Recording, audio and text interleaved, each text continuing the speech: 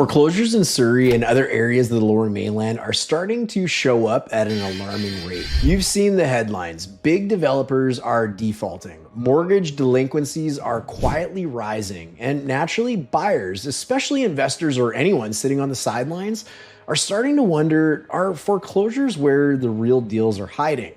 On the surface, it sounds smart, right? Distressed property, motivated seller, big opportunity. And for those that are HGTV aficionados, this sounds like Christmas in July. But here's what most people don't realize. The foreclosure process in BC is nothing like what you've seen on TV or in the US for that matter. There are no auctions, there's no fire sales, and there's no guarantees that you're even getting a good deal. So that begs the big question, are foreclosures actually even worth it for a buyer? In this video, I'm breaking down exactly how foreclosures work in BC, what triggers them, the real risk buyers take on, and whether they're actually worth chasing just because the price looks tempting. I've also added chapter markers in the description so you can jump to the section you need or come back to it later. You'll come out of this knowing whether foreclosure properties are right for you and your situation, and I'll let you know at the end how to source out foreclosures if you think there's something that is a good fit for you. If that all sounds good, let's get into it right now. You only get one chance to buy or sell your next home. Let's get it right. Now, before we dig in deep, it's worth noting that I'm not new to this. I've been in real estate since 2007, and over the years, I've worked on dozens, and I mean dozens, of foreclosure files, not just helping buyers to get into them, but also working directly for the banks as their listing agent. Banks like Scotiabank, Toronto Dominion or TD, First National, I was the agent they called when it was time to liquidate a distressed property. This means that I've been on both sides of the aisle and can offer a unique perspective many others cannot claim to have had. Years back, they were abundant too, but we really haven't seen many in the market for years now. And well, why is that? Because prices ran up so fast from 2015 to 2022, people had tons of equity in their home. If they ran into financial troubles, for the most part, they could simply just sell their home, collect the increases in the value, and move on. But lately, we're starting to see foreclosures pop up again. And not just your average condo, townhome, or detached home, but also full-blown development projects going under. A major condo site in Burnaby on Willingdon foreclosed. A 35-story tower in Surrey defaulted and sent into receivership. Even CMHC, the Canada Mortgage and Housing Corporation, has sounded the alarm about rising delinquencies and the rapid rise of private lending. As we enter this new reality of mortgage rates from emergency low rates, prices coming off COVID highs, and buyers' caution at an all-time high due to the increasing cost of living since the pandemic, we're in a little bit of a perfect storm here. So yeah, we're seeing more foreclosures and they are coming back in force. But just because a property is distressed doesn't automatically make it a deal. Let's take a step back. Before we talk strategy, we need to answer a basic question. What even is a foreclosure in BC, and how do people end up in a situation like that? At its core, foreclosure can happen for various reasons, but most typically fall into two categories. The first is a person, a homeowner, who can't keep up with their mortgage payments, or a homeowner who can't pay maybe their strata, the money that they owe them for things like a special levy or maybe just even simple strata fees. Reasons leading to these could be over things like job loss, life circumstances, like a separation, mortgage renewals with rate shocks, or maybe these people just simply have trouble qualifying for a new mortgage. In the development world, we're seeing builders who are over leveraged. They bought high, they borrowed aggressively, and now can't refinance or finish what they started because the sales simply aren't there to support moving forward. Whatever the cause, once payments stop, the lender steps in to protect their investment. So in BC, foreclosures aren't auctions on courthouse steps like you may have seen on TV, typically out of the United States. They're handled through the BC Supreme Court, and the entire process is court supervised. Now, here's a massive point that I really want you to understand. In a foreclosure, the goal is not to offload the property at a massive discount. It's to recover what's owed fairly and legally while still giving the borrower a chance to make things right. It is not a fire sale. It is not a distressed bank. And it's not an invitation for offers that are 15% below the asking price.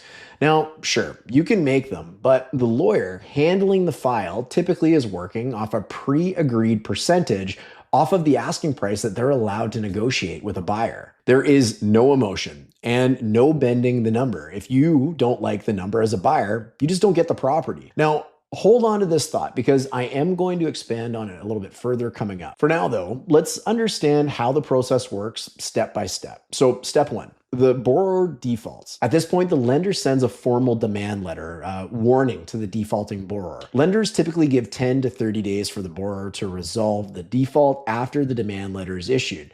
Now, people think that the banks are eager to take back homes from defaulting borrowers, but the truth is, foreclosure is a long, expensive legal process. If a borrower can catch up, refinance, or sell, the lender usually prefers that. They're not in the business of owning property, they're in the business of being paid. With that being said, if the borrower doesn't cure the default, the lender will move into step two. And step two is the lender petitioning the court. If nothing changes, they file a petition with BC Supreme Court to start foreclosure proceedings, usually 30 to 60 days after the initial default. This is now a full-on lawsuit. Step three is where an order nisi is issued. I think I'm saying that right, but this is where an order nisi is issued. The court grants a redemption period, usually about 6 months, where the borrower can either catch up on payments or sell the property themselves. This takes us to step four, where the redemption period ends. If the borrower still hasn't paid, the lender can ask for conduct of sale. The court allows the property to be listed with a realtor, or they ask for an order absolute, where the lender takes the title back directly, but this is really rare. This takes us over to step five, where the actual court-ordered sale happens. This is where the home is listed at market value. Buyers can submit offers, but all offers are subject to the court's approval. Step six comes, and this is where an offer actually comes in on the home or the property, and eventually it gets accepted, triggering a court date to finalize the sale, typically anywhere between 5 to 8 weeks from then. The details of the offer usually become public at this point, and the public has full access to the information. And this usually means that the listing realtor representing the bank can discuss key details about the accepted offer with anyone, including the accepted offer price. On to step seven, this is the court date, and this is where the real-life court hearing actually happens. The judge may ask some questions of the lawyer representing the bank, the realtor who listed the property, and heck, even sometimes I've seen the borrower actually show up in court and present their case to the judge. Usually they are there trying to really frustrate the sale. I mean, this is their home that they're typically letting go of. Or they have a bona fide plan to repay the bank, which is between the judge and the lawyer. They may consider it. Nonetheless, if this is not the case, however, the judge will review the original offer as well and any new offers that might be submitted. The court decides which offer, if any, is accepted, not the seller, not the buyer, and not the agent. Now, if you're thinking about buying one of these foreclosures in BC, there are some things you really need to know because the risk here is real. First off, these homes are sold as is, where is, and the court won't promise you anything. There's no cleanup, there's no repairs, there's no guarantees. You're not buying a staged, polished home, you're buying it exactly how it sits. That could mean damage, missing appliances, or someone's old junk still inside. And here's the kicker. There's no guarantee the home is going to look the same on possession day as it did when you viewed it. Those protections that you'd normally have in a traditional sale are gone. Frankly, I've had buyers take possession and find the original or former owners still living in the property. And guess what? That now becomes their problem. Other times, the place has been trashed.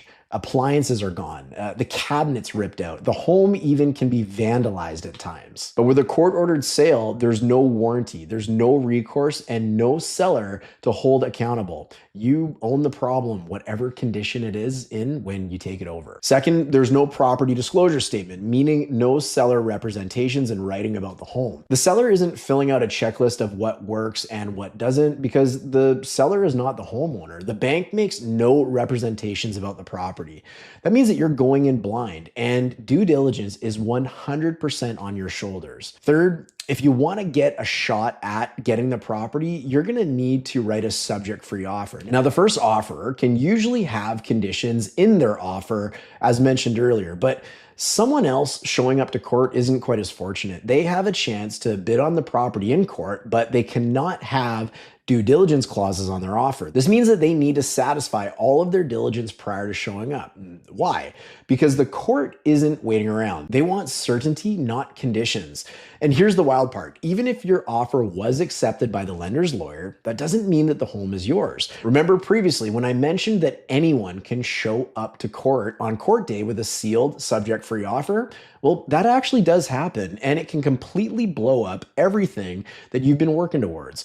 So let's say you've done everything right. You've viewed the home, ran your numbers, paid for an inspection, got financing in place, wrote a clean, subject-free offer, maybe even emotionally pictured yourself living there. You submit your offer, the lawyer agrees, and now you're just waiting for the court to rubber stamp it. But then court date comes, and someone else shows up with a stronger offer. Maybe they're offering more. Maybe they have a bigger deposit. Maybe they can close faster. Suddenly, the judge is weighing all of it, and you lose. No counter, no second chance. And here's the real kicker. While you were waiting those extra 5 to 8 weeks for your court date, you probably passed on other homes. Maybe a great listing popped up, but you didn't move on it because you thought this one was a lock. That's what makes foreclosures in BC so tricky. You're making real financial moves, doing real work, tying up real property, and still potentially walking away empty handed. Now, if you're more familiar with the US system, this probably sounds weird, but in BC, every foreclosure goes through the court. That means more structure and more fairness, but it also means fewer steals and way more waiting. So, my question for you, and curious your thoughts to leave in the comments section, after learning all of this, are foreclosures in BC actually a good deal? In my opinion, honestly, most of the time, they're not. In all of the foreclosure sales I've handled in almost 20 years of selling real estate, I've actually seen very few that I would say actually went for a deal. We're talking like maybe $10,000 under market value, if that. And for that little bit of savings, you're taking on a mountain of risk with no flexibility, no guarantees, and no control over the outcome. That's not a deal. That's a gamble. Now, that doesn't mean that there aren't great opportunities out there. I've helped clients make over 6 figures on single real estate deals over the course of just a few months, but they weren't foreclosures. Those ones came down to knowing how to spot the right value at the right time. If you're curious if foreclosure even makes sense for you or what your other options are, grab a spot in my calendar by using the link below in the description. But if you're someone else that's watching this and you're feeling like foreclosures are just not for you, make sure to check out the video coming up next. I'm going to walk you through the traditional buying process in this market and how to spot real value before somebody else grabs it. You're going to learn a ton in this next video, so I'll look forward to seeing you over there right now. If you're someone that's new to the idea of buying your first property or you're relocating to the province of British Columbia, today's video is definitely for you.